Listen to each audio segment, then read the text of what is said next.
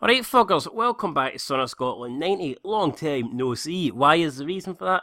To be honest, I'm not quite sure. Now, I did sustain a hand injury, and that is the reason I wasn't playing any Xbox games or any PS4 games.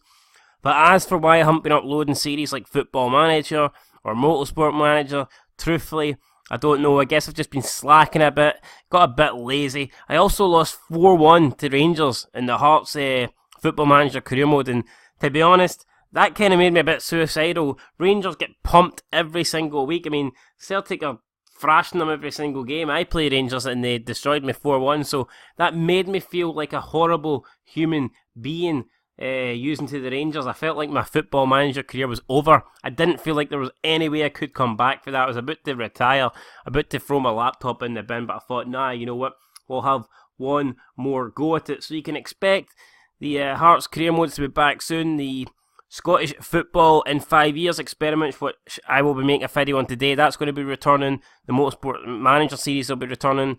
And better news, my hand has healed up recently, so you can expect the Hearts career mode on FIFA 18 to be back, as well as the Schalke career mode and all the other games I am playing on consoles. Now, there may be some other series coming to channels, but enough about that. And also, yours truly has got himself a new job. I'm working 40 hours a week, but I'm not going to make excuses. These videos are still going to be getting pumped out regularly. Like a dirty whore, guys. Like a dirty whore. Going to be pumping them out as fast as I can. And also, I joined the gym today, and I did a bit of working out. Arms killing me. Chest is killing me. I'm in a lot of pain. I was gassed. But hey, can't be a fat bastard my whole life. Got to start getting in shape. Now, talking about getting in shape, something that has to get in shape is the Scotland national team. We've not been in good shape for a very long time, and that is the team I'm going to cover today, 5 years into the future of Scottish football. Okay, so straight away after the 5 years, you can see the 5 major Scottish clubs. Virus protection, what the fuck is this? We don't want that. Can you please just go away or something, right? Virus major clubs. Celtic, Rangers, Hibs, Aberdeen and Hearts, no surprise there. St Johnstone apparently is the 6th biggest. Top players, Andrew Robertson and Kieran Tierney. So Robertson still playing for Liverpool. Kieran Tierney actually got a move to Man United. So I don't think that's surprising. A lot of people say our two best players are those players. We're very gifted. And you could also argue unfortunate as well to have two quality players in the same position. You'd probably rather have them spread throughout the first 11. But it is what it is, and also Oliver Burke seems to be... What about Liam Lindsay, former Partick Thistle player? What's he like these days playing for Southampton? And he's valued at 20... Holy shit. 22.5 million. That's a lot of money. Especially considering his stats actually don't look the best. It doesn't look... I'm looking at his stats here, and they don't look to me as if he's a 22.5 million player. But obviously he must be doing alright. He's won 42 caps for Scotland. So he's having an alright time with it at the moment. Oliver Burke's still playing for West Brom. He's valued at 30.5 million. His stats actually look pretty decent. He's got 26 caps for Scotland, 11 goals. Let's see what Ryan Gauld, the forgotten man, the Scottish Messi, the guy that went to Sporting Lisbon and did absolutely fuck all. But he's only valued at 550k. Like, what the hell? How can he be one of our top players? And he's only valued at 550k. At 26 years of old age, and his stats actually look good, so not quite sure how they've worked this out here. And Matt Phillips, another West Brom player, valued at 19.25 million. We'll see what Kieran Tierney's valued at 39.5 million. And finally, Andy Robertson, valued at 45.5. So, yeah, all our top players seem to be valued at a decent amount, apart from Ryan Gauld, who's literally valued at nothing. Current Scotland manager is Billy Davis, and major transfers that are happening this season. We don't need to really worry about that, but then you can see them down the bottom of the screen. Right, so what we're going to do is we're going to check and see how Scotland got on in the first couple of years, and if they qualified for any major tournaments.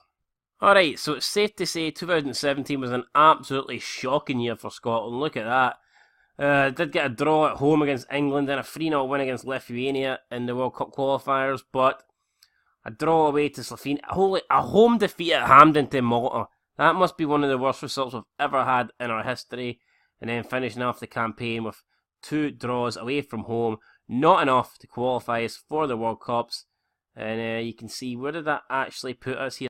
4th. So, yeah, man, not the greatest qualifying campaign for us. England 1st, Slovakia 2nd, Slovenia 3rd, and us in 4th place. And Malta there, 9 defeats. They only picked up 1 win, and that win was against us. Shocking! Nothing else I can say about that. Absolutely shocking. Alright, so we kicked off 2018, alright, with a... we actually played Malta in a friendly, a rematch from the World Cup qualifiers, and we got our revenge, a nice 3-1 win against them. Then we beat Denmark away in Copenhagen. And then in the European League division group games, Group C, Group 3, we got Norway, Serbia and Montenegro in our group. And we won our first 5 games rather comfortably before losing in Belgrade to Serbia. So I'm assuming that put us top of that table, and it should move us, and it should give us an extra chance to qualify for the Euros if we fail through the European qualifying format. And 2019, was it kind to us? Let's see, the groups that we got were Turkey, Moldova, Gibraltar, Italy and Belarus. And you can see we got a draw against Turkey, home wins against Moldova and Gibraltar. You would expect that. A home defeat to Italy, which did not help. It's always important to get something at home, and we just couldn't do that against Italy, even though we were leading with 16 minutes to go. Italy getting 2 goals late on to send us to a defeat. Then we drew away in Belarus, which you've got to put down as 2 points dropped, even though we were getting beat 2-0. So you could probably technically say it was a point gained, a point rescued, but still not good enough. A poor 3-0 humping by Turkey. Then we got wins against Moldova, Gibraltar and Belarus. And then finally, again, we got smashed in Italy against Italy, obviously. So that wasn't good, man. And we'll see where exactly we finished in that group. With those results, though, I'm not expecting us to have qualified at all. And we didn't. We came third with 17 points. Italy, smashing everybody. 9 wins, 1 draw. They only drew against... who did they draw against? It's not going to tell me. I'm assuming it's going to be Turkey. But we'll never know, and then Turkey obviously finished and then second. So, again, it's another tournament we're not qualifying for unless we somehow manage to qualify through the whole group stage thing. We'll find out. Okay, so as you can see, the European Championship qualifier playoffs, that must be something to do with the, the new format they've added in. We got a 2-1 win against Cyprus and then a 1-0 win against Romania, which meant we actually ended up qualifying for the European Championships. We got a group with Switzerland, England and Albania, and we lost our against the 2 hardest teams, and then we got a consolation win against Albania, nothing more. Callum Patterson getting 2 goals, Liam Lindsay with the other, so 3-0 win, 2 defenders getting the 3 goals, very good indeed. We lost to England, unfortunately, 3-1. Jason Cummins getting us back on level terms after Harry Kane put him in front, but Raheem Sterling and Marcus Rashford got them the win. And against Switzerland should I say, we lost 3-2, disappointing, so couldn't get out the group stage of the European Championships, but at least we qualified, not through the official format, but with this new backdoor that FIFA have added in, the whole divisions thing, which I'm not a fan of, but at least we managed to qualify. No, wait, we did qualify for the second round. What the fuck? There's no way you can qualify. I forgot they changed it to 24 teams, so it is easier now to get to the group stage. So we must have finished third in the group, and it ended up meaning we did go through to the second round, but we did get Holland, and Holland obviously smashed us 4-1. Goals for Luke de Jong, Memphis Depay, and Jorrit Hendricks. So probably a European Championship to forget. We played 4 games, and we only won 1 of them. You wouldn't expect that to be good enough to get you into the second round, but obviously it was on this occasion. And in the European League divisions, this time I think we've moved into Division B, Group 2. So we've moved up a tier, and then you can see the teams we've got have improved. At least I think they have. See, we've got Iceland and Slovakia, and we didn't do too well. A draw against Iceland and a 3-0 win, but we got absolutely smashed off Slovakia. 7-0 in aggregate, if you count both games. 3-0 and 4-0 respectively. That's absolutely shite. Alright, we move into the World Cup qualifiers now in 2021, and again, not good. We've got Italy, Hungary, Slovakia, Northern Ireland, and Kazakhstan in our group. And Italy just seemed to have our number. We kicked off our first 3 games with defeats to Italy, Hungary, and Slovakia, before managing to defeat Northern Ireland, and then losing again to Italy. Absolutely smashed 3-0. Picked up a win against Kazakhstan, followed up with another win against Hungary. And then this draw against Northern Ireland is probably what sealed our fate. With that, we were never going to qualify after that. Slovakia then beating us 1-0 at Hamden. No, 2-1 at Hamden, sorry. Then we got a 6-0 win over Kazakhstan, when it really, at that stage, was irrelevant. So you can see we did manage to finish 3rd in the group, which was not bad, but look how far we were behind the top 2 teams. Italy and Slovakia just completely on another level. Italy only conceded 1 goal in the entire campaign, and it was a goal that sent them to defeat. I'm assuming that would have been against Slovakia. Just, very, very poor from the rest of the teams. When we finished 3rd, we were best of the rest, but that is no consolation at this stage, and both Italy and Slovakia qualified for the World Cup. And obviously, with no World Cup in 2022, that is really where these results end. And you can see we had a friendly against Romania, we got beat, and then we got beat also against Austria, before beating Serbia 2-1 in a friendly. So not good, man. If you're looking at from a results standpoint, not good. I know we did manage to qualify for the Euros, but it wasn't through the official way. It was the backdoor way, the cheating way, I'd like to call it. And even then, we didn't do well. We did manage to get into the second round, but it's only because the Euros have been expanded. I mean, if you only win 1 game and you lose your other 2 in the group stage, that shouldn't be enough to get you through to the next round, let's be honest. And that's what happened with us. So, in terms of results and competitions, we've not did too well. Let's just have a quick look at what the actual team is looking like. So, we'll see who we've got in it here. Starting from goalkeeper positions, we've got Scott Bain, who's valued at 7.5 million, playing for Hibs now.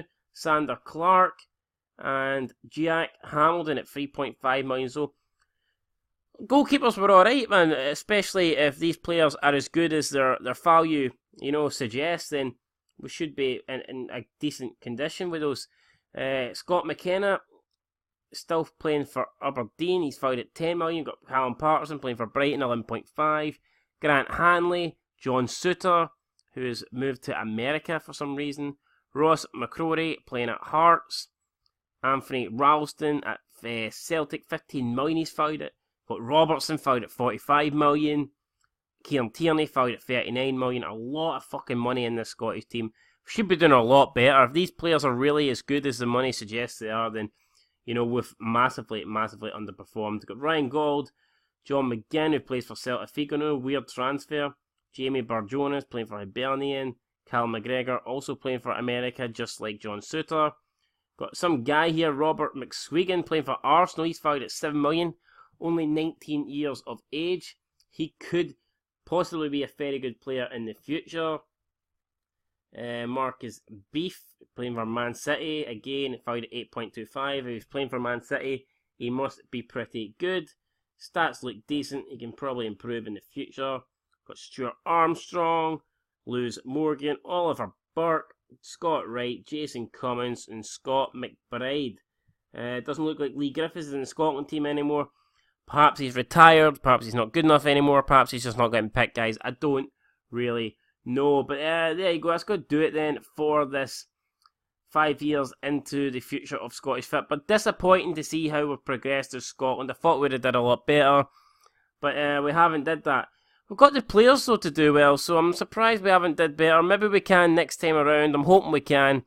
And it'll be interesting to see how we got on when it's 10 years into the future, because we do have a lot of young talent in the squad, and I think in the next 5 years we will see the very best of this team. And I do believe that going forward we will be qualifying for championships. I don't think we'll be, major players in them. I don't think we'll be competing for the titles, but I think we will be managing to qualify, or at least do a lot better than we have did recently. Anyway, guys, that is going to do it. Thanks for watching, and again, I apologise for the lack of uploads, but as you can see, I'm back. I'm going to be getting daily uploads every single day of the week. Even Sundays. God can be a lazy fucker on Sundays, but it's your God, Son of Scotland 90, will not be. I'll be uploading regularly every single day of the week. Until next time, though, peace.